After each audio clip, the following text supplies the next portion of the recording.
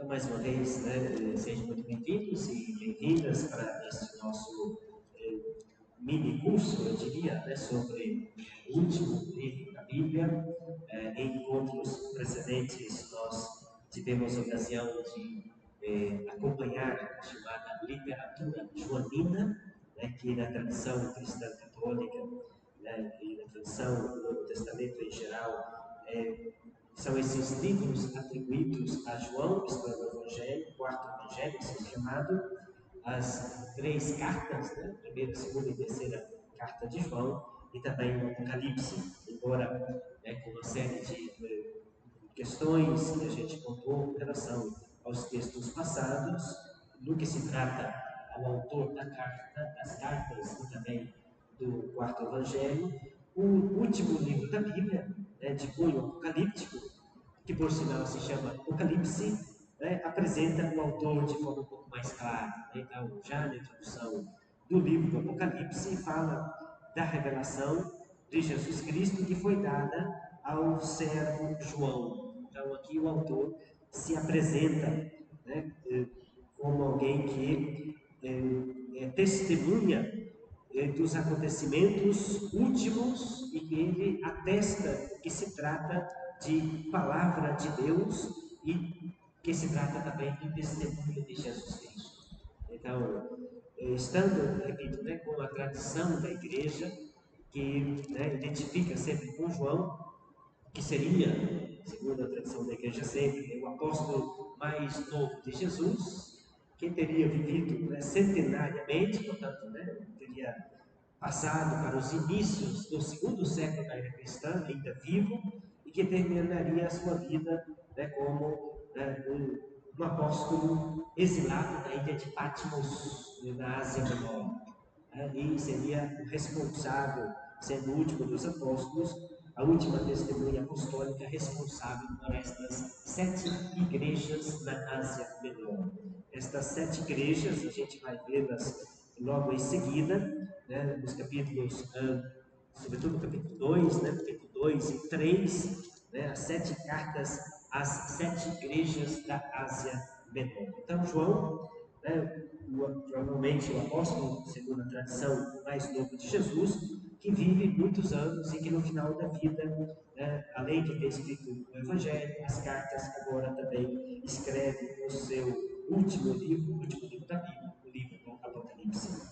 Além de ser um livro importante, por ser o último da Bíblia, ele também tem a sua importância pelo gênero literário, é um gênero apocalíptico. Quando se fala de apocalíptica, de fato o livro traz o título de Apocalipse, significa revelação. Apocalipse significa revelação. Mas João não é o primeiro a escrever o livro apocalíptico. Outros livros, sobretudo na tradição judaica antecedente, inclusive ao Novo Testamento, foram escritos neste estilo apocalíptico, isto é, de mensagens que revelam acontecimentos a respeito do final dos tempos.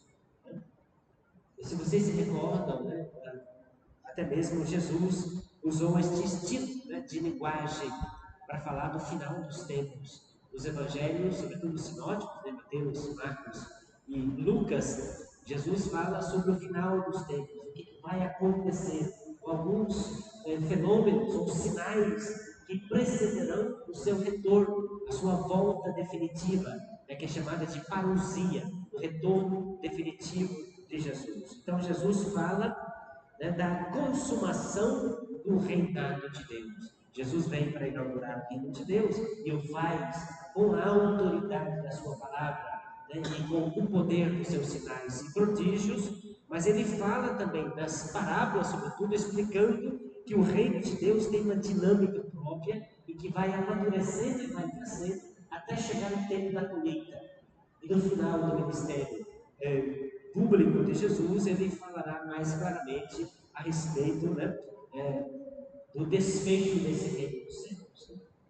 Pois bem, é uma linguagem encriptada que Jesus usa, com sinais, prodígios, eventos que vão acontecer, que precisam ser interpretados né? Mas o livro do Apocalipse está concentrado nesta linguagem própria da apocalíptica, e portanto é uma linguagem particular, peculiar, que em diversos casos usa, né, umas imagens bastante complexas, seja de elementos da natureza, né, da qual a natureza que sofre abalos profundos no final dos tempos. Isso porque é típico da linguagem apocalíptica, porque a linguagem apocalíptica revela o final dos tempos, primeira coisa. E o final dos tempos, segunda coisa, diz respeito à intervenção definitiva de Deus. E se Deus é o criador da natureza, primeiro livro da Bíblia, Deus está criando todas as coisas, a natureza, e portanto é Deus quem dá a estabilidade das coisas e da natureza, as normas, as leis naturais são estáveis, né? As estações que vêm, que vão, o sol que todo dia está aí, à noite, então são a gravidade, porque você sobe e tem peso cai no chão. Então, a natureza é expressão desta estabilidade, porque Deus assim iniciou o mundo dando esta estabilidade. Quando a linguagem apocalíptica vai falar do final dos tempos, que se identifica com a intervenção última e definitiva de Deus, então quando Deus vem para julgar esses elementos da natureza, essa estabilidade da ordem cósmica, ela é sacudida, porque o mesmo Deus que criou agora vem para julgar. Então a linguagem apocalíptica usa esse estilo imagético, né, de imagens de elementos da natureza que vão perdendo a sua estabilidade. Então é comum falar, né, do sol que perde o brilho, a lua que se escurece, né, as estrelas que caem. Imagina, né, são elementos que a gente pensa que são sempre estáveis. Então tudo isso sofrerá, né, com a presença de Deus que vem para ajudar. Além da linguagem cósmica geral, né, a linguagem, o gênero literário apocalíptico usa também de elementos de uma simbologia de animais. E não só dos animais que existem, né, porque a gente, hoje, nos estudos, né, da ciência, da biologia, existe uma catalogação, né, bastante completa, né, dos seres vivos na face da Terra. Então a gente conhece mais ou menos aqueles que fazem parte da nossa fauna, né, no espaço que a gente vive, né, aqui entre nós, a gente não vê aí zebra e elefante em todo lugar, né? A gente tem espécies no zoológico, né? Então a gente conhece também no planeta Terra mais ou menos os animais. Os animais são citados pela linguagem apocalíptica com muita frequência, mas não só os animais existentes, mas são apresentados outros tipos de feras, descrições de animais, né, ferozes, para simbolizar o mal presente e atuante no mundo. Então, é uma construção imagética bastante estranha, e aí a gente vai ver, né, a descrição, né, dos cavalos, né, dos guerreiros que vão combater contra Deus, né, contra o seu reino, etc. Que vão ser descritos, né, com patas de um jeito, com rabos de um jeito, com dentes de não sei de que jeito, com chifre de lá e de cá. Então, uma série de uma linguagem particular, né, que é simbólica, ela é muito mais representativa do que a descrição biológica de seres existentes. Segunda coisa. Né? Terceira coisa, né, com relação ao gênero apocalíptico, é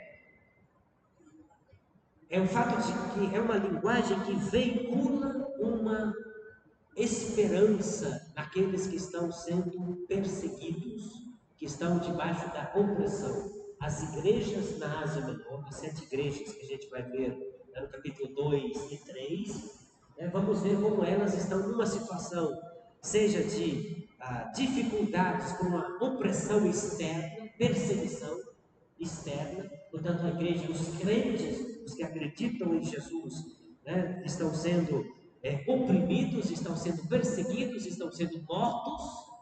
Portanto, o livro do Apocalipse é escrito como para dar as razões da esperança para uma igreja perseguida. Mas, como a gente também vai ver nos capítulos 2 e 3, ao descrever a situação destas igrejas, não se trata só de perseguição externa, e de fato o Império Romano perseguirá o cristianismo nascente, são vários imperadores aí que desencadearão perseguições ao cristianismo. O primeiro sinal que a gente tem de perseguição aos cristãos, a gente tem atestação disso, inclusive nos Atos dos Apóstolos, capítulo 18, quando o imperador Cláudio baixou um decreto expulsando os judeus da cidade de Roma por conta de desentendimentos entre eles, desentendimentos oriundos por causa de um certo Christos, de um certo Cristo. Então, os primeiros cristãos de Roma, que eram judeus que acreditaram em Jesus, e portanto outros judeus começaram a persegui-los, e dessa disputa o imperador Cláudio acabou expulsando os judeus que eram só judeus, e judeus convertidos ao cristianismo. Então, é o primeiro sinal aí, de uma perseguição mais explícita no ambiente citadino, capital do Império Romano. A gente tem também a atestação disso no documento fora da Bíblia, a vida dos 12 Césares, escrito por Suetônio. Quando ele trata da vida do imperador Cláudio, ele também descreve esse decreto de expulsão dos cristãos de Roma. Mas a gente vai ter uma perseguição mais forte, muito mais contundente, muito mais ampla do Império Romano, a partir de Nero. Nero, na década de 60, começará a perseguir os irmãos e colocá-los à morte, os cristãos, os que acreditavam em Jesus. Segundo os documentos antigos, históricos, Nero provavelmente colocou fogo na cidade de Roma e acusou os cristãos e os perseguiu por isso. Então foi a primeira perseguição mais imponente. Mas uma perseguição muito mais forte foi a de Domiciano, na década de 90, mais ou menos, para frente, o imperador Domiciano, que alargará, inclusive, a perseguição dos cristãos por todas as regiões do Império, de forma que os governadores das províncias do Império Romano espalhados pelo mundo inteiro seguirão os decretos do imperador para a perseguição dos cristãos. Existe uma carta de Plínio, o jovem, ao imperador Trajano. O imperador Trajano que amplia realmente a perseguição generalizada. E nessa carta ele escreve ao imperador dizendo: olha, muitas denúncias de cristãos chegaram até mim. Então você era denunciado. Denúncias, inclusive, anônimas. A carta de Plínio Jovem fala. E ele diz: quando a denúncia chegou até mim, eu procedi a uma investigação, mandei prender os denunciados e averiguei se de fato eles eram cristãos ou não. Se confessavam cristãos, eu os coloquei na prisão. Se negavam ter conhecido a Cristo, eu os levava para uma prova, isto é, para oferecer um sacrifício diante de uma estátua de uma divindade, ou da estátua do próprio imperador. Então, alguns imperadores começaram a se autoproclamar como deuses, erigindo estátuas deles pelo Império inteiro e exigindo que as pessoas prestassem culto, sacrifício, fizessem oferendas às estátuas do imperador. Então, os cristãos eram provados disso. Então, veja, essa situação de perseguição das origens é bastante tensa. Então, ser cristão nos inícios do cristianismo era colocar a vida em perigo, porque você poderia ser denunciado, era perseguido, era encarcerado, era morto.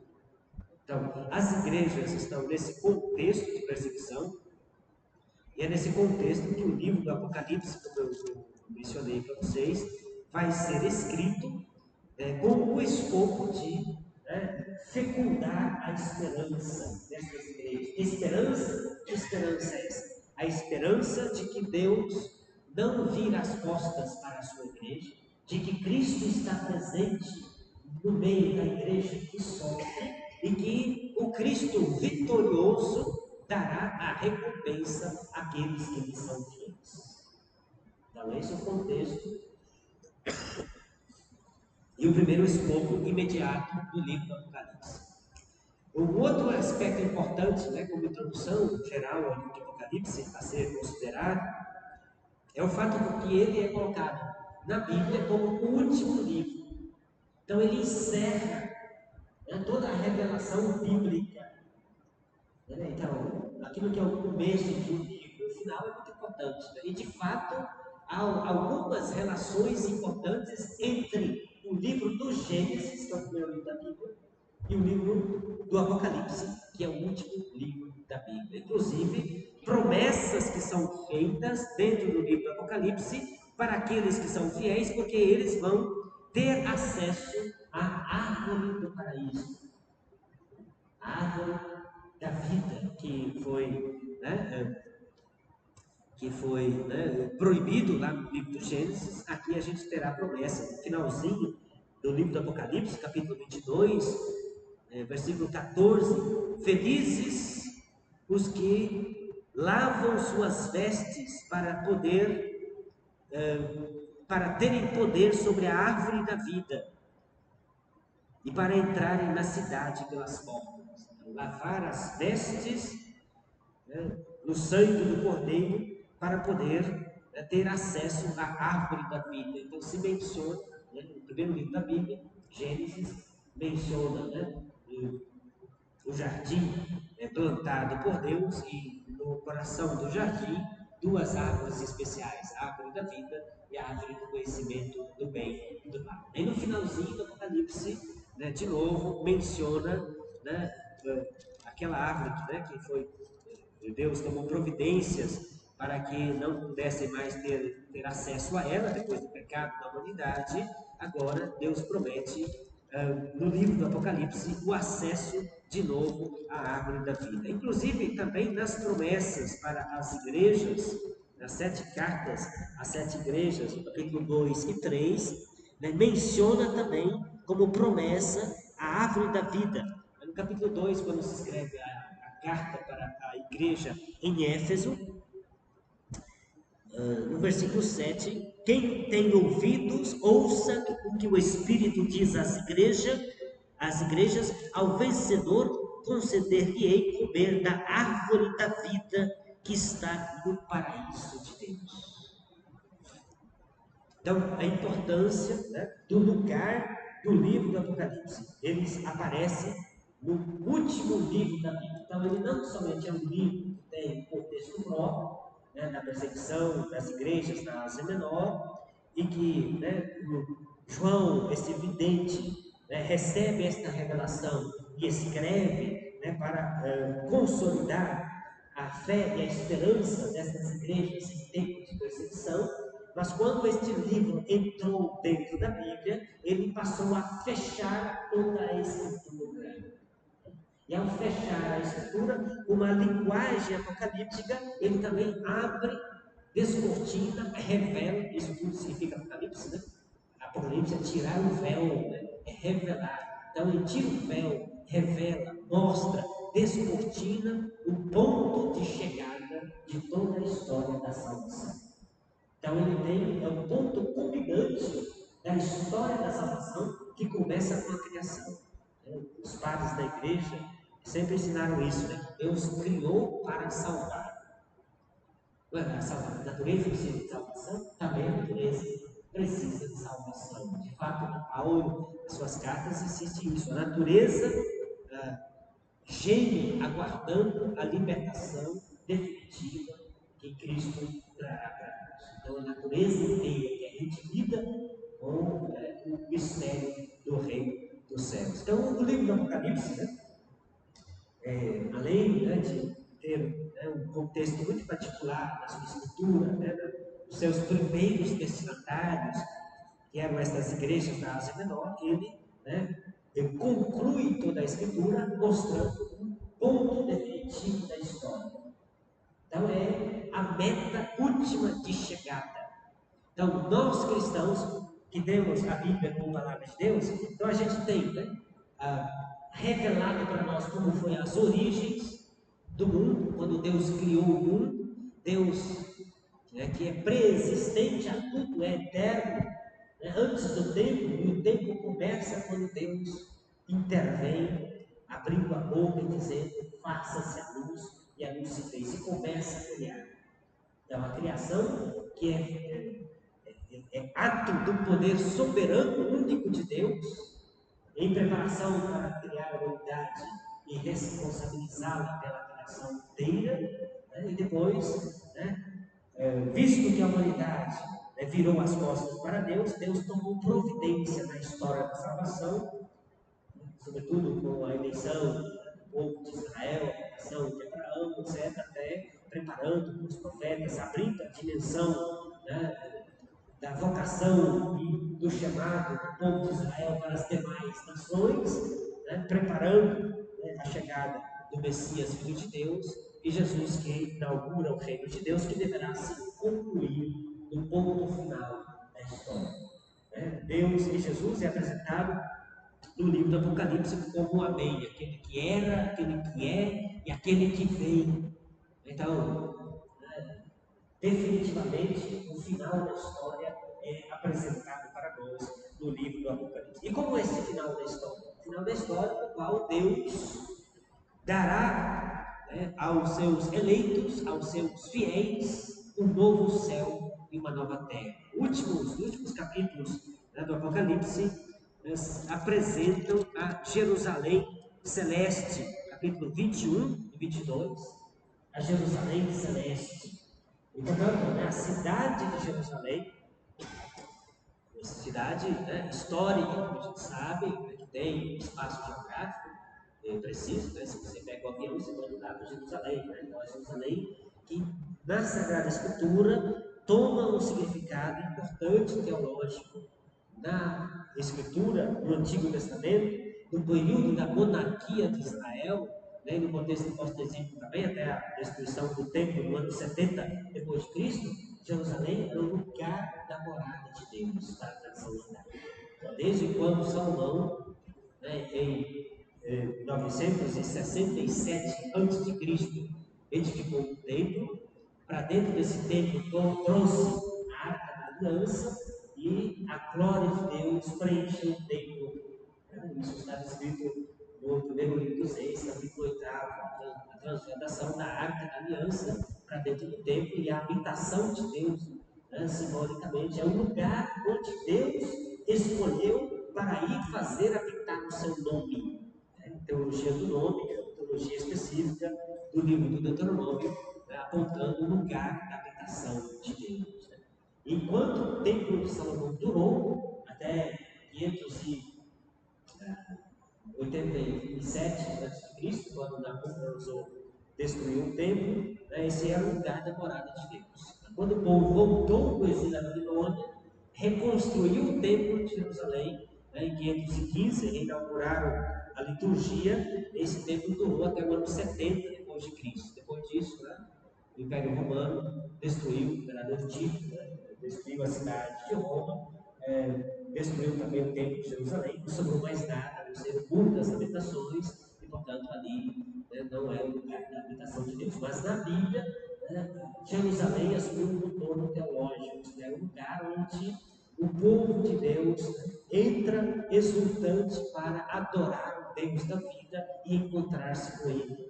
E o livro do Apocalipse termina, como eu falei, os capítulos 21 e 22, mostrando a Jerusalém celeste. Então, o ponto final é o julgamento definitivo de Deus, que dará aos seus justos, aqueles que lavaram suas vestes no sangue do Cordeiro, dará o acesso pleno a Jerusalém celeste. Então, a gente sabe de onde que vem, a gente sabe para onde que vai. Então, toda a tradição cristã se assenta na Sagrada Escritura para falar dos acontecimentos futuros. Tudo aquilo que diz respeito à chamada escatologia. Escatão são as últimas realidades. Depois que eu vou chegar a 100 e tantos anos, não sei se Deus me dá, eu morrer, depois que eu morrer, para onde? Prestar contas com Deus, julgamento, e a Jerusalém celeste, definitiva, que será trazida. Então, o livro do Apocalipse começa os primeiros capítulos mostrando, primeiramente, a presença do ressuscitado no coração da sua igreja, a igreja num ambiente de perseguição, e, portanto, os cristãos que desfalecem na sua esperança, e, portanto, Deus revela ao seu servo João o que está prestes a acontecer. Então, capítulo 4, para frente, João é elevado em espírito, uma porta aberta, e uma voz que escuta, vem. Ele vem, portanto, se levanta o olhar. Então, uma igreja perseguida, em dificuldade, perseguição externa e pecado internamente que destrói a própria igreja, que sacode a igreja, deixa em situações de dificuldade, mas Deus que, pelo livro do Apocalipse e pelo seu servo João, nos convida a olhar para os céus. E aí, no capítulo 4, se abre esta visão do trono celeste, Deus assentado sobre o seu trono, um altar erigido, em cima do altar um cordeiro imolado e de pé, ao redor do altar 4 seres vivos misteriosos, ao redor dos 4 seres vivos misteriosos 24 anciãos, e ao redor dos anciãos uma multidão de gente, daqueles que lavaram suas vestes do sangue do cordeiro, e depois uma miríade incontável de anjos. Portanto, é um trono celeste. E diante do cordeiro, de pé em cima do trono, se apresenta um livro fechado com 7 selos. E, portanto, ninguém pode abrir este livro a não ser aquele que morreu e ressuscitou, cordeiro imolado, de pé e vivo. Ele abrirá os selos e, portanto, vai. O que tem dentro desse livro que ninguém pode abrir? São os mistérios, é o mistério da potência de Deus que vence o mal do mundo, aquilo que está prestes a acontecer. Então, para os cristãos das igrejas, 7 igrejas, que aparecem no capítulo 2 e 3, que estão sendo perseguidas, a gente vai ver essa apresentação do poder de Deus que julgará o mundo e julgará e porá fim à raiz do mal da humanidade, na história da humanidade, a raiz que se constitui na idolatria. A idolatria dos demônios e depois a idolatria da besta. Então, Deus vai desencadear o seu juízo, o seu julgamento aos idólatras do mundo, porque a idolatria é a raiz de todos os males da Escritura. Isso começou desde os inícios.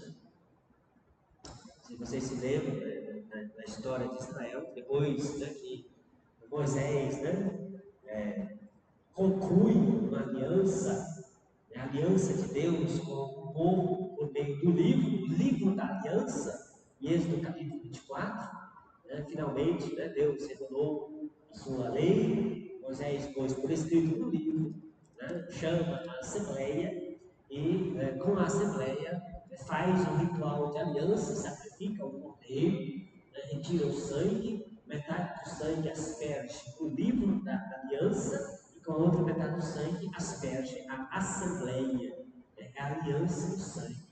E então todo mundo, nós faremos tudo o que está escrito neste livro. É o povo aliançado com Deus através do compromisso para praticar as normas, os preceitos e os estatutos divinos. Mas logo em seguida a gente tem o primeiro pecado de Israel, que fala qual foi? O bezerro de ouro, o pecado da idolatria. Então Israel é marcado pelo pecado da idolatria desde os inícios. Quando Josué finalmente atravessou o rio Jordão, miraculosamente, no tempo de cheia, os sacerdotes vieram com a arca da aliança. Quando colocaram a planta dos pés na água, a água parou e todo mundo atravessou o rio Jordão até enxuto, entraram na terra prometida. Então Josué instalou, conquistou a terra e distribuiu por sorte 2 santuários, Portanto, é Deus quem dá a divisão da terra às 12 tribos, né? Primeiras tribos no santuário de Gilgal, depois as demais no santuário de Silo. Né? Então, enquanto Josué e os anciãos do seu período, né, viveram, né, todos foram fiéis às leis divinas, as leis que Josué, né, de fato, recordou na Assembleia de Siquém, em Josué capítulo 24, acrescentando estatutos e normas à lei divina.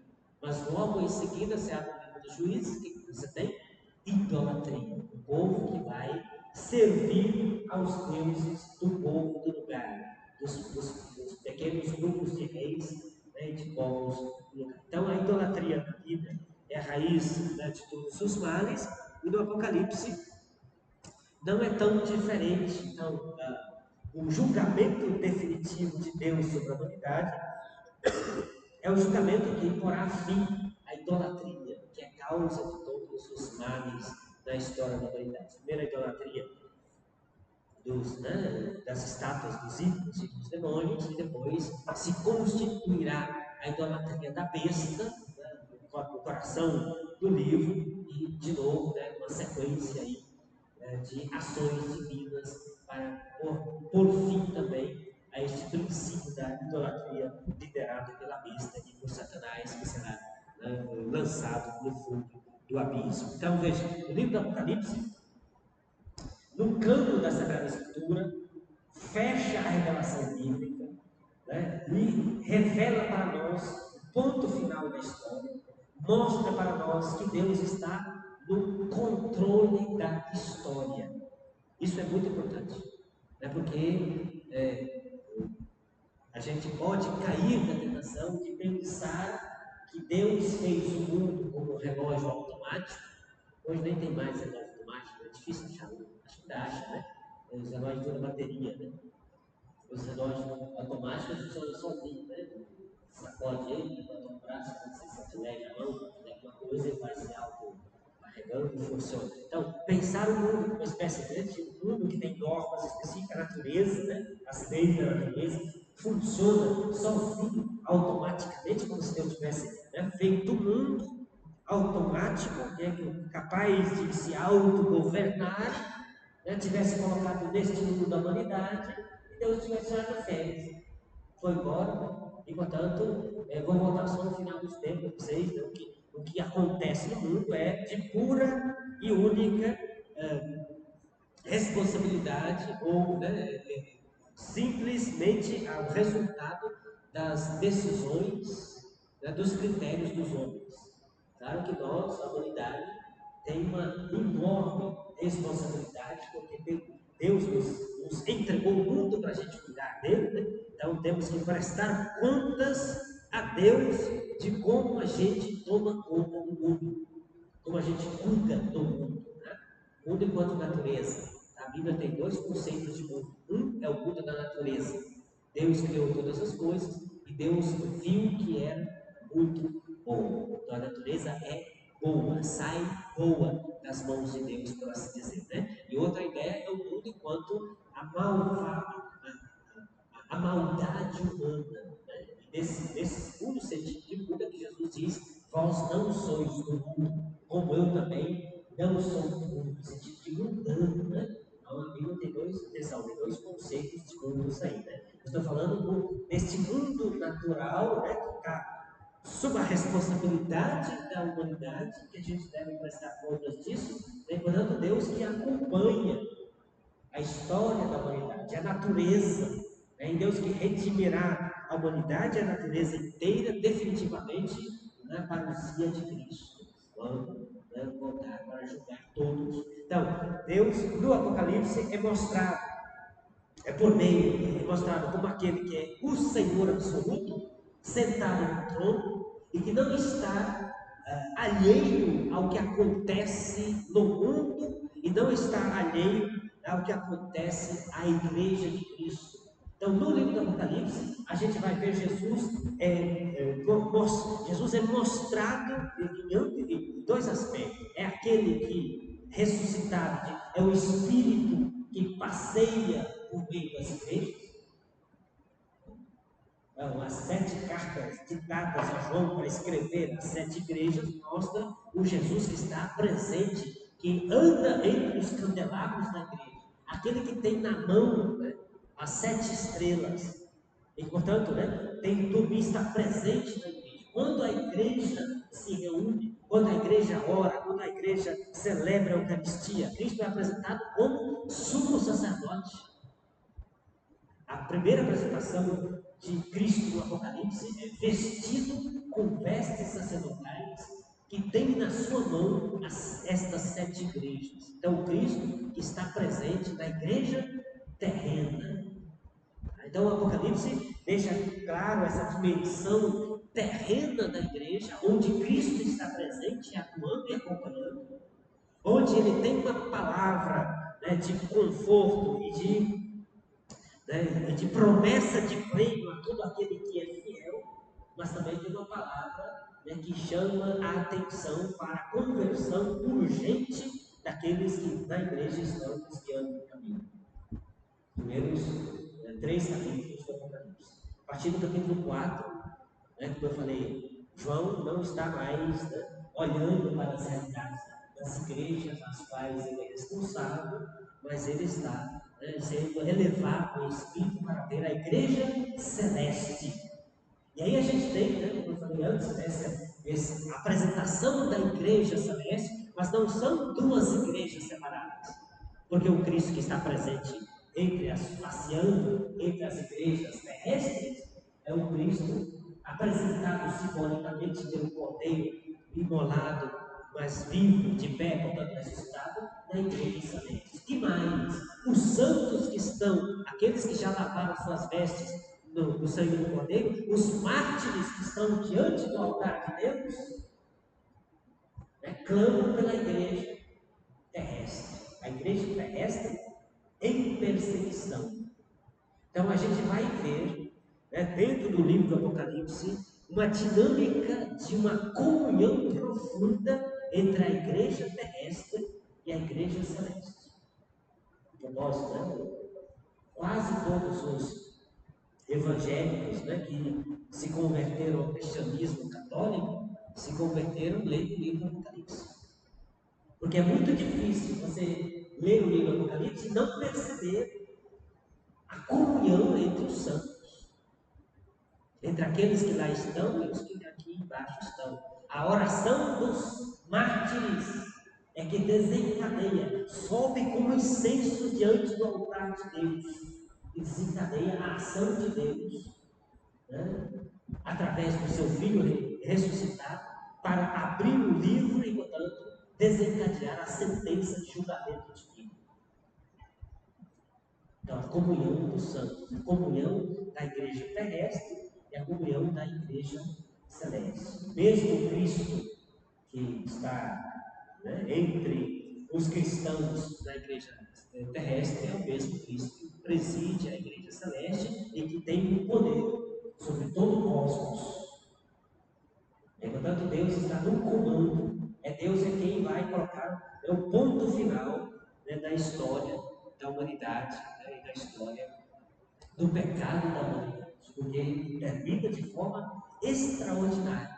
O fim é a Jerusalém celeste, onde o Cordeiro é a luz que tudo ilumina, né? A Jerusalém celeste com 12 portais de ingresso, né, dos quais estão escritos o nome dos 12 apóstolos. Então, uma igreja fundada sobre os apóstolos de Cristo, né, esta igreja que será refletida na Jerusalém celeste. Então, é um livro, né, extraordinário. Muitos, né, têm medo de ler o Apocalipse, né, mas espero que depois, né, desses nossos encontros a gente perca esse medo, né? Não precisa ter medo do Apocalipse, porque o livro é muito bonito, muito profundo e, né, no seu sentido mais autêntico, ele, né, reforça a esperança cristã. A esperança que tem base numa certeza, a certeza da vitória de Cristo, né, e essa vitória de Cristo, um Cristo ressuscitado que acompanha, que não só que preside a igreja celeste, mas que está presente e acompanha a igreja terrena e ao mesmo tempo né, existe essa comunhão de todos os santos. Então, e aí, né, se a gente pensa no livro do Apocalipse, né, que termina toda a revelação bíblica, diante deste horizonte bonito, né, e esplendoroso no final de todas as coisas com a Jerusalém Celeste, né, não resta senão o Espírito e a esposa dizer ao Senhor Jesus: vem, Senhor Jesus. A expressão Maranatá, inclusive é transliterado, né? Você sabe o Novo Testamento inteiro escrito em grego, mas a expressão vem, Senhor Jesus, ela é transliterada com o alfabeto grego, mas a palavra é aramaica, Maranatá, vem, Senhor Jesus. Por quê? Porque se você vê tudo isso que deve acontecer, a igreja que está perseguida, a esposa, o poder perseguida diz: vem, Senhor Jesus. Porque a vinda de Jesus, para aqueles que são fiéis à igreja, será um horizonte de libertação definitiva da perseguição, do pecado e do mal, né, na história da humanidade. Então é um livro belíssimo, um livro que mostra, portanto, para onde vai a humanidade, mostra o senhorio absoluto de Deus, do seu Cristo, na história presente na igreja terrestre e também na igreja celeste. Além, tem falado sempre de Deus no trono, do Cordeiro, Cristo, etc. Mas é um livro profundamente marcado pela presença do Espírito. Então, se a gente pensa na Trindade, nós cristãos católicos, começamos todos os nossos atos litúrgicos e religiosos com o sinal da cruz, invocando a Trindade, o Pai, o Filho e o Espírito Santo. O livro do Apocalipse se apresenta, além desse gênero literário, característico, com uma linguagem característica do Apocalipse, gênero literário Apocalipse, que tem uma linguagem particular, o livro também se apresenta como um livro profético. E livro profético tem a ver com a presença e atuação do Espírito na figura de um profeta. E o Espírito Santo ele é várias vezes mencionado dentro desse livro aqui, sempre ao concluir as 7 cartas que João endereça às igrejas, ouça o que o Espírito, quem tem ouvidos, ouça o que o Espírito diz às igrejas. Então, a atuação do Espírito é muito importante. Discutiremos um pouquinho no capítulo 1 também o fato de João ser tomado em espírito, provavelmente nessa etapa da atuação do Espírito Santo na sua pessoa, mas é um livro que se apresenta como profético, um livro, portanto, de bem-aventuranças, um livro profético que garante felicidade. É um livro profético que garante felicidade. No capítulo 1, aparece já pela primeira vez a expressão feliz, capítulo 1, versículo 3, feliz o leitor e o ouvinte das palavras desta profecia, se observarem o que dela está escrito, pois o tempo está próximo. Felizes os ouvintes e os leitores destas palavras, palavras desta profecia. Então o livro se apresenta como um livro profético, e um livro que garante uma felicidade. Feliz o leitor e os ouvintes. O termo grego makarios, feliz, ele aparece 7 vezes dentro do livro do Apocalipse. Por 7 vezes diz: feliz é aquele que. Então, é um livro que contém bem-aventuranças. E a primeira delas está aqui no capítulo 1, versículo 3. Feliz o leitor e os ouvintes destas palavras, das palavras desta profecia. Mas não é somente feliz só se você lê ou escuta o livro do Apocalipse, mas se observar o que nela, nesta profecia, está escrito. Então é um livro que também contém normas indicações, né, de postura, primeiramente de conversão. Um livro que interpela para a conversão, interpela para, né, chama para a conversão, mudança de vida. É um livro que chama para a fidelidade a Jesus, né, e portanto, nesta fidelidade a Jesus, a ter uma atenção muito grande contra aquilo que é contrário a Cristo e a sua igreja, sobretudo o perigo, né, do maior pecado que eu te mencionei, que é a idolatria. Então, é um livro que é uma bem-aventurança que implica num gesto, numa atitude, num compromisso, né, numa postura de vida. Não é um livro somente para, né, que simplesmente, não, vou te mostrar como vai ser o final dos tempos. Ah, então vai ser assim, assim. Não, é um livro que implica, né, o leitor e o ouvinte, né, num estilo, né, de vida, de fidelidade, de conversão, de fidelidade, e portanto que destila, como eu falei, uma esperança muito grande. Os cristãos têm esperança, e a esperança cristã, como diz Paulo, não decepciona, porque essa esperança ela está fundada, né, na ação graciosa de Deus, definitiva para nós, que foi, né, a entrega de Jesus pelos pecadores da humanidade. Deus nos amou quando éramos pecadores, diz São Paulo na carta aos Romanos. Então, este amor de Deus que garante uma confiança, porque Deus ama os pecadores, mas não é, Deus ama os pecadores, então vamos pecar mais que Ele vai nos amar mais. Não. Deus nos ama os pecadores, exatamente porque é a condição, né, para sair da situação de pecado, é o amor de Deus que salva, a caridade de Deus é que salva. E, portanto, o Apocalipse mostra muito bem como nós, né, somos felizes, né, se praticarmos o que está escrito no livro desta profecia. Profecia, o termo profecia é citado várias vezes, né? A apresentação do livro como profecia aparece diversas vezes no livro, mas pelo meio do livro afora, mas só quero evocar, né, no finalzinho, talvez capítulo 22, capítulo 22, versículo 7: Eis que eu venho em breve, feliz aquele que observa as palavras da profecia deste livro.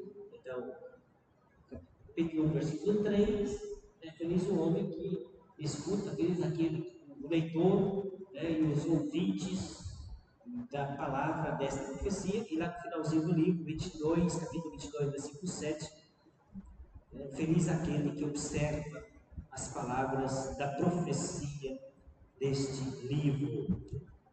No versículo 14, que eu li um pouquinho mais cedo, também no capítulo 22, de novo a felicidade. Felizes os que lavam suas vestes para ter poder sobre a árvore da vida e para entrar na cidade pelas portas. Ficarão de fora os cães, os mágicos, os impudicos, os homicidas, os idólatras e todos os que amam e praticam a mentira. O livro do Apocalipse não tem última coisa de introdução, tá? Estou falando assim, né, elementos de introdução geral, espero que não esteja criando confusão na cabeça de vocês. Depois a gente começa a ler, então, comentar o texto, né, mais diretamente. É um livro, do ponto de vista linguístico, bastante particular, né, porque no conjunto de toda a Bíblia ele tem várias palavras que aparecem uma única vez em toda a Escritura. Porque, né, quando a gente pega um livro em outra língua, hoje não, você tem um dicionário. Mas na antiguidade, quando você começava a estudar, a entrar em contato com a outra língua, você não tinha dicionário. Então você usa uma palavra usada no contexto, a mesma palavra usada em outro contexto, depois usada em outro contexto, então mais ou menos pelo contexto e nos usos, você mais ou menos inclui o significado da palavra. O problema é quando uma palavra na Bíblia aparece uma única vez. E, portanto, só tem um único contexto para você mais ou menos adivinhar o campo semântico, o significado da palavra. Então, o livro do Apocalipse é campeão disso. Quer dizer, A gente não sabe se vários desses termos são neologismos. E quando você usa o neologismo, você tem que explicar o que isso quer dizer aquilo, né? Mas o texto não explica. Para a gente é neologismo, né? Talvez para a época não era. Mas na Bíblia inteira, né, a gente tem, no Apocalipse de João, a gente tem mais de 120 palavras que aparecem uma única vez só no livro do Apocalipse. Destas palavras, várias delas ocorrem em textos da literatura clássica grega, por exemplo. A gente tem, né, textos de Homero, textos de Platão, que usam algumas dessas palavras, que aparecem uma única vez na Bíblia. Então, João, né, então, como eu falei no início, né, segundo a tradição da Igreja Católica, é o mesmo João, primeiro o apóstolo mais novo de Jesus, e segundo a tradição da Igreja Católica, é o João que escreveu o quarto Evangelho, o Apocalipse. Então, se a gente compara a linguagem do livro do Evangelho de João e a linguagem do Apocalipse, a gente tem bastante semelhança. Diversos elementos a gente tem em comum, né, com o livro do Apocalipse e o Evangelho de João. Talvez o que mais vem à nossa mente, assim, de primeira, é a apresentação simbólica de Jesus como sendo um cordeiro. Né? O Evangelho de João se abre com o ministério de João Batista, né? E João Batista que, vendo Jesus passar, aponta o dedo e diz: eis um cordeiro de Deus que tira o pecado do mundo. No Apocalipse a gente tem, no capítulo 4 e 5, essa apresentação do trono celeste, e diante do altar, né, o cordeiro imolado, mas vivo, de pé, portanto, ressuscitado. Então tem muitas coisas em comum, né, com o livro do Apocalipse e o quarto evangelho, né, do livro de João também, mas a gente tem bastante diferenças do ponto de vista linguístico, do ponto de vista do estilo e do ponto de vista da linguagem.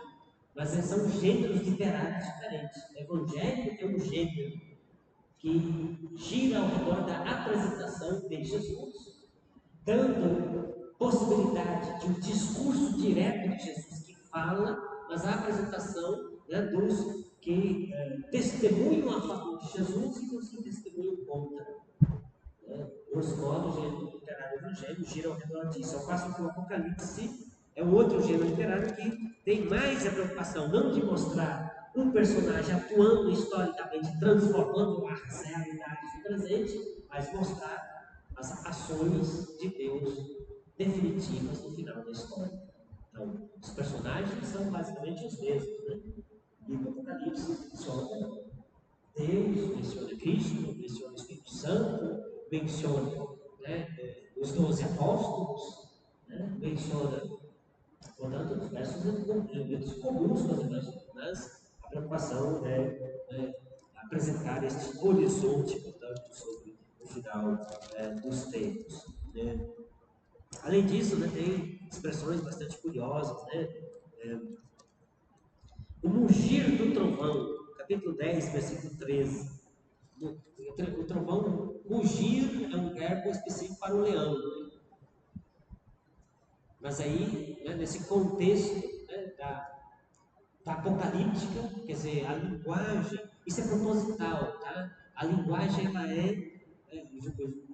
João, ele não segue os ditames da gramática do Apocalipse. Por que disso?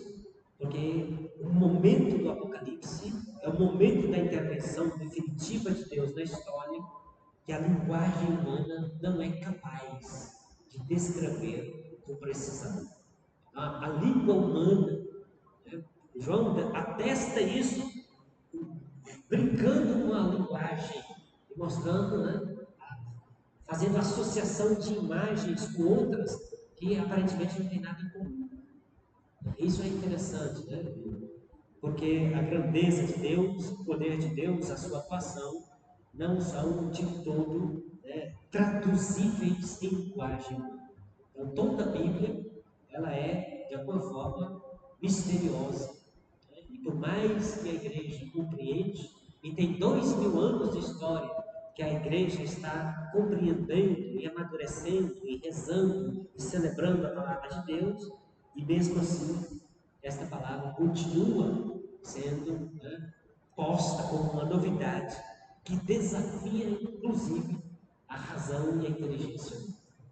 Então, a gente sempre, eu tenho falado isso com bastante frequência, também, como você já disse, né? A gente se aproxima, né, da Escritura com muita humildade, porque é algo que está acima, né, da nossa capacidade total de explicação. Então, se qualquer livro da Bíblia tem muitos elementos que a gente não entende, o Apocalipse é campeão. Então, o que significa isso? Você lê um versículo e você vai perguntar, né, sei lá, do padre, do bispo, até do papa, sei lá, o que significa isso? Isso pode significar isso, pode significar aquilo, ou aquilo outro, ou qualquer outra coisa que a gente ainda não entendeu. Então, o livro do Apocalipse é campeão disso. Né? E, em alguns casos, eu vou mostrar exemplos práticos. Isso aqui pode ser, né, a língua na qual está escrito, a gramática, a forma com que está escrito, pode significar isso.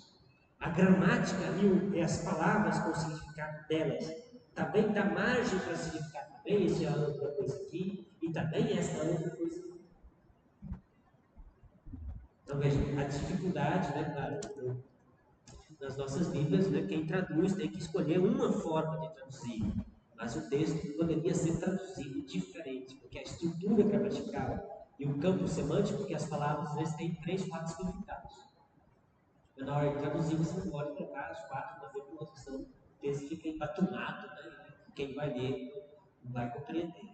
Então, né, é sempre uma tradução aproximada, né, que mostra um aspecto, né, do texto na sua língua original, mas que também conserva aí os desafios, né, de compreensão. Pois é.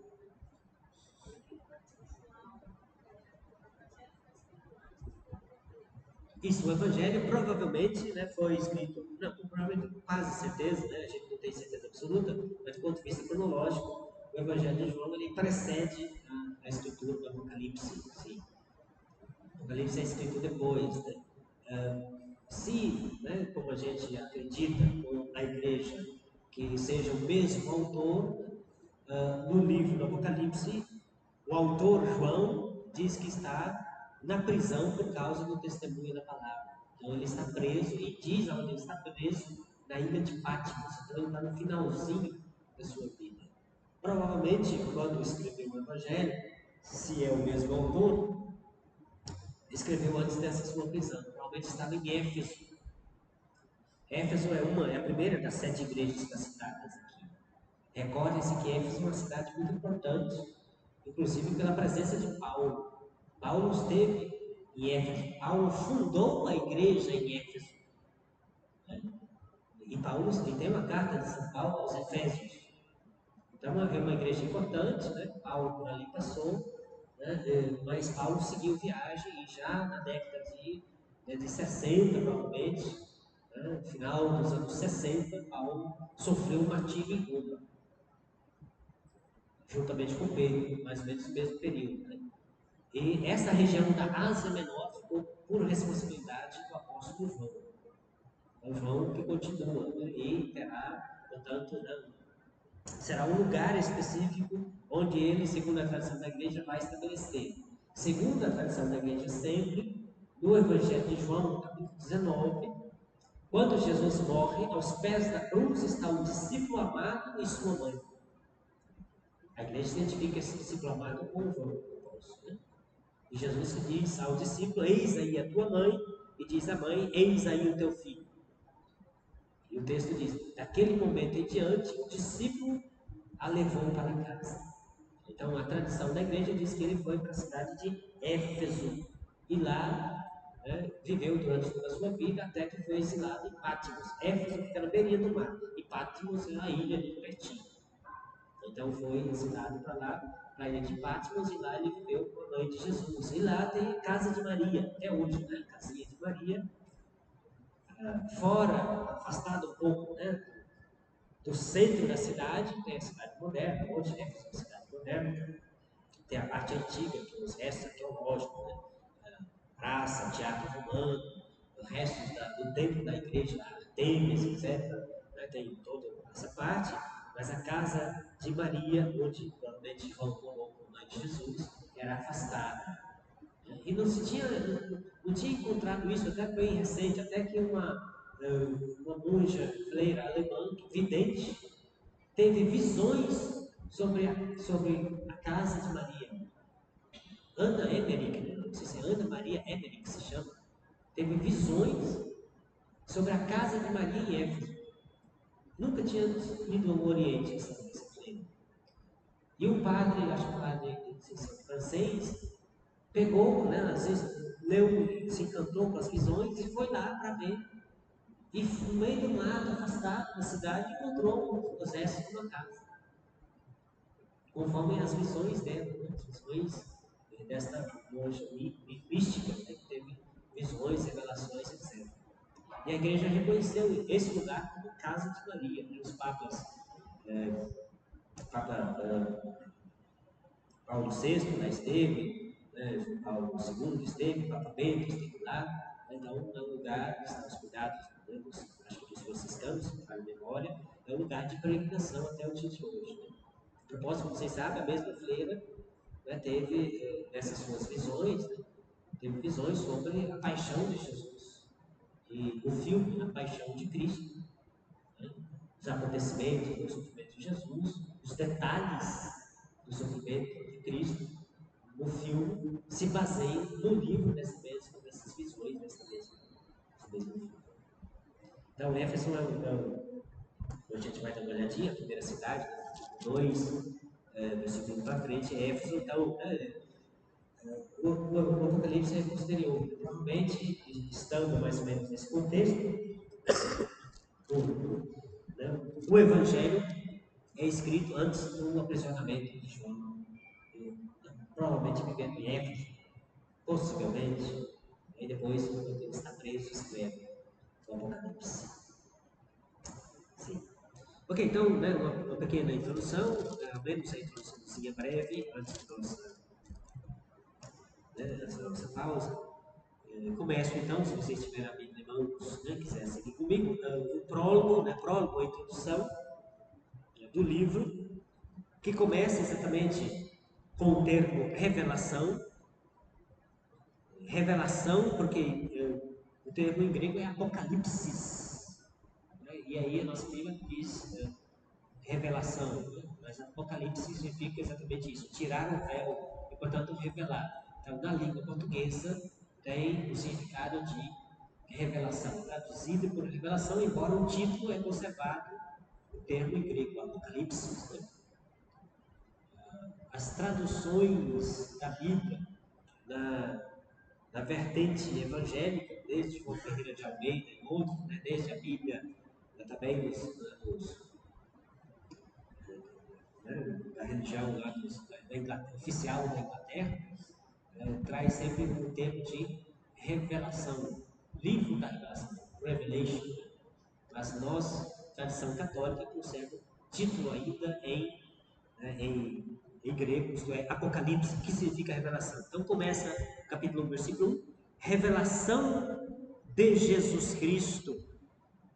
Então o livro começa com o termo revelação, revelar Jesus Cristo, e de fato o livro vai revelar Jesus Cristo como aquele que está presente na igreja terrestre e o Jesus Cristo que está presidindo a igreja celeste, e a igreja celeste que está em movimento de execução da sentença divina contra o pecado, sobretudo o pecado da idolatria.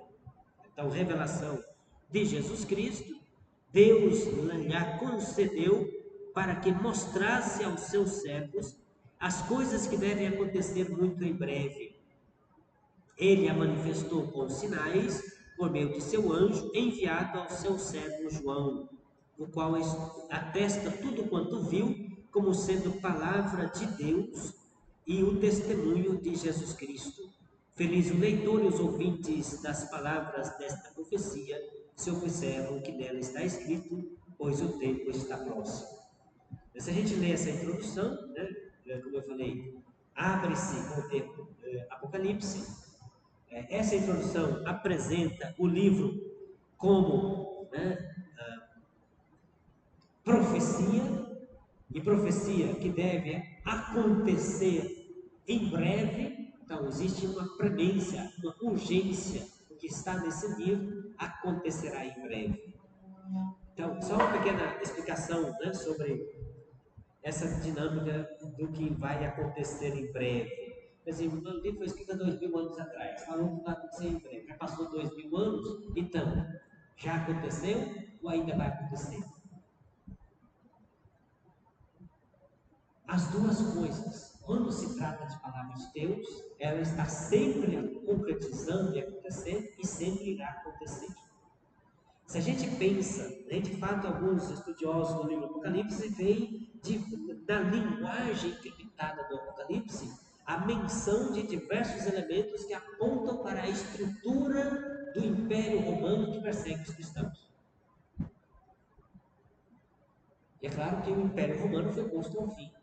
Se a gente é possível identificar a besta do Apocalipse como o imperador que persegue os cristãos, historicamente, e portanto o livro do Apocalipse é um livro do passado que já se concretizou, e portanto, né, na história Deus decretou o fim de um império que perseguia os cristãos. Porque de fato o Império Romano perseguiu os cristãos até Constantino. Constantino deu em 313 depois de Cristo um edito, promulgou um edito de libertação, né, de liberdade religiosa para os cristãos. Sua mãe se converteu ao cristianismo, etc. Ele também, né, quis ser batizado, mas Constantino, né, deixou para ser batizado, né, no final da vida. Você sabe, né? Desde o início do cristianismo, o cristianismo pensa que ensina, e celebra, e reza e tudo mais, né, que o batismo apaga todos os pecados. Então, alguns, né, nos inícios do cristianismo, começaram a pensar: não vou batizar não, né, porque quando eu batizar, todos os meus pecados vão, né, ser perdoados. Então, né, eu vou deixar para ser batizado quando estiver pertinho de morrer. Porque aí, né, eu chamo o padre ligeiro para me batizar, me batiza e eu morro ligeiro, vou direto do céu. Então, alguns começaram a pensar: o Constantino foi desse, né? Deixou para batizar. No finalzinho da vida, já estava muito. Mas tem toda a história da prática, né, da penitência, né, a penitência e a celebração, né, da reconciliação, da conversão, né, que a conversão se tornou dentro do cristianismo católico, porque passou a ser chamada de a segunda tábua de salvação. A primeira é batismo. Né? Você batizou, é inserido no mistério de Cristo, todos os seus pecados perdoados, né? Você acabou de ser batizado. Se você dá um infarto e morrer, vai direto para o céu. Mas como você batizou, depois, né, vai vivendo, vai pecando, tem sempre a segunda tábua de salvação, que é a confissão dos pecados. Então, veja, o cristianismo, né, historicamente, se consolida em tempos de perseguição e de martírio, né, até que Constantino, em 313, dá, né, a possibilidade de liberdade para os cristãos, né, terem a sua fé, a sua celebração, e portanto os cristãos saem das catacumbas. Não será com Constantino, será com o imperador posterior, chamado Teodósio, que o cristianismo se tornará religião oficial do império. E aí era obrigatório. Se você quiser fazer parte do exército do imperador, você tem que ser batizado. Então, algumas funções dentro do império, né, terá como requisito ser cristão batizado. Né? Mas isso com Teodósio, mas com Constantino, até Constantino, o cristianismo era perseguido. Então, a linguagem do Apocalipse pode estar se referindo à perseguição, né, de Diocleciano, de Domiciano, pode estar se referindo. E a linguagem referindo-se à besta do Apocalipse pode estar apontando para o imperador que persegue o cristianismo? Pode ser. Só que a linguagem do Apocalipse vai adiante disso. Né? Se você ler no capítulo 12, vai indicar a besta como sendo o grande dragão, a antiga serpente, o demônio, Satanás. Então, né, a presença do mal ela se configura em momentos históricos diferentes, né, em acontecimentos diferentes. A atuação do mal na história da humanidade. Então, o livro, no contexto em que ele foi escrito, né, o princípio do mal no mundo poderia estar melhor representado na figura de um imperador que perseguia os cristãos? Poderia sim. Então, historicamente, uma parte se cumpriu, o Império Romano deixou, né, de existir. Primeiramente, deixou de perseguir o cristianismo e depois deixou oficialmente de existir, né, quando o Império Romano conheceu o seu fim. Mas o livro do Apocalipse vai muito além disso. Então, é um livro que ainda, né, não se cumpriu. Se cumpriu, está se cumprindo e se cumprirá. Então, quando se trata de profecia, o caráter, né, específico de uma profecia da Escritura é que ela tem essa dinâmica. É uma potência de Deus que atua e se concretiza, né, em cada momento da história em que ela é lida. E ela está sempre em processo de cumprimento, até chegar ao cumprimento definitivo. Não é um livro, né, que tem elementos que se assentam em elementos históricos do passado, mas é um livro que diz e fala para o tempo presente, e é um livro que espera o seu cumprimento definitivo no final dos tempos, que a gente aguarda, a igreja aguarda e clama, né, no Espírito, a esposa e o Espírito que diz ao seu esposo: vem, Senhor Jesus. A gente está nessa dinâmica, né, eclesial, né, de aguardar a vinda. Mas aí a gente, com essa chegada da internet, com tudo que notícia, cada época fala que alguém que é a mesma que é o Papa, que é o Hitler, e vão inventando, pode ser o Trump.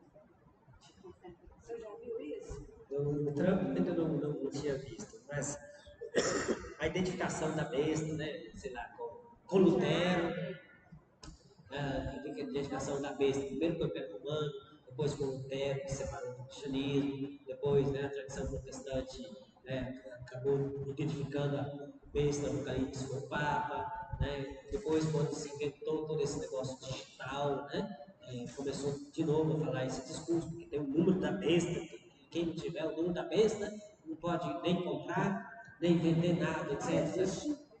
Então, aí se fala do chip, né? Hoje já tem chip que implanta debaixo da pele, né? No braço, na cabeça, sei lá o quê, né? Então, código de barra, né? Os códigos de barra, todos os produtos têm código de barra, não sei o que tem. Outros disseram, né, que o código da besta é o CPF, né? Porque se você não tiver o CPF, não, você vai, você tem que ter o CPF. Né? Se você não tem o CPF, né? O que você faz com o seu CPF? Né? Não, outro dia, né, vi no jornal o senhor tentando provar que ele estava vivo. O senhor morreu, o documento aqui, o senhor morreu. Mas como que eu morri? Estou aqui, né? Não, o senhor morreu. Como morri? Você tem, quer dizer, o que vale não é você estar lá vivo, é o documento que fala que você morreu. Né? Ele estava lá, né, teve que acionar a justiça, porque tinha uma certidão de óbito, ele perdeu os documentos, etc. Né? E alguém, né, fez a certidão de óbito dele, tudo mais, morreu. Então, quer dizer, né, essas interpretações são muito simplistas, eu acho. Né? O Apocalipse, ao falar do mal, dá espaço, como eu mencionei, para a gente, né, ver na história passada a presença do mal que atuou, que concretizou, né, só mencionou Hitler, por exemplo, né, perseguição, né, limpeza étnica e tudo mais, milhões de pessoas morreram, crianças e tudo mais, né?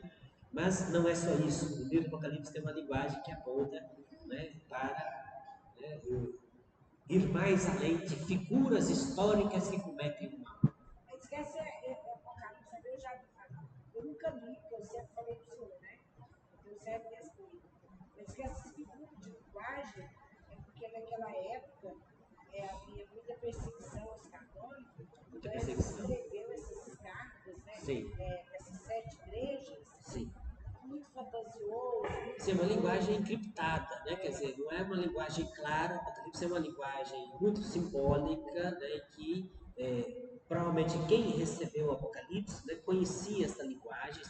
Hoje a gente não tem mais, né, o gênero apocalíptico não é uma linguagem que faça parte do nosso cotidiano. Então, é uma linguagem que é estranha para nós. Né? Então, eu preciso que alguém mais ou menos decifre um pouco o significado, né, do que está sendo escrito. Né? A simbólica, por exemplo, dos números, ela é muito grande, tem base, certamente, na Escritura, em todo já o Antigo Testamento. Inclusive, existe uma disciplina específica só para estudar o significado simbólico dos números, chamada de gematria. Gematria é o estudo do significado simbólico dos números da Sagrada Escritura. Né? E se a gente pensa, né, que o livro do Apocalipse tem, né, muitos números, menciona 275 números, entre os números cardinais, ordinais ou fracionais. 1, 2, 3, 4, então, primeiro, segundo, terceiro, então, 3,5, 2,5, não sei o quê, né? Mais de quase 300 menções de números dentro do livro do Apocalipse. Então, os números eles falam, eles têm uma simbólica, eles têm um significado. Então, veja, a senhora tem razão, o livro do Apocalipse é escrito num contexto de perseguição em que os cristãos não podiam falar de forma clara. Se esse livro caísse na mão da pessoa errada, né, poderia trazer mais perseguição e mais sofrimento à igreja. Por isso ele é escrito de forma, né, quase encriptada, somente aqueles que, né, que poderiam entender o significado. Só que hoje, né, essa linguagem simbólica nos escapa em grande medida, porque é uma linguagem que não faz parte tanto do nosso cotidiano. Apocalipse, que aí qualquer coisa as pessoas já começam a dar simbologia também. Isso, né?